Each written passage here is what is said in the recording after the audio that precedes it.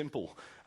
So as an example of this is the Netflix. There was a Netflix talk earlier, which unfortunately I missed. Is anyone from Netflix in the room? No, not seeing anyone. So they've published all this stuff as open source. So this looks like a page of films. Actually, this is their shared infrastructure code that they've written, to make people's lives easier. So as a developer, how do I go to Cassandra and manage stuff? Well, I'm going to be able to use this one of these sets of tools from their open source projects. Finally, infrastructure automation. We used Fabric, Python.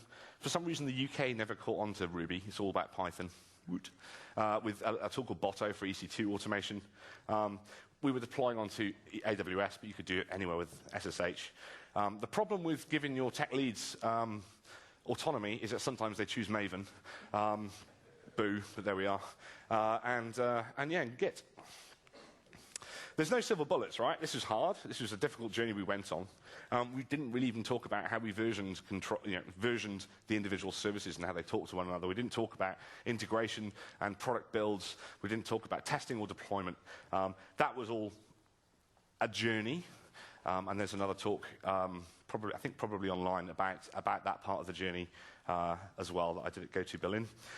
And the other thing we learned is that eventual consistency is really hard for a lot of people to understand. What do you mean I don't know if I do this that this is going to happen?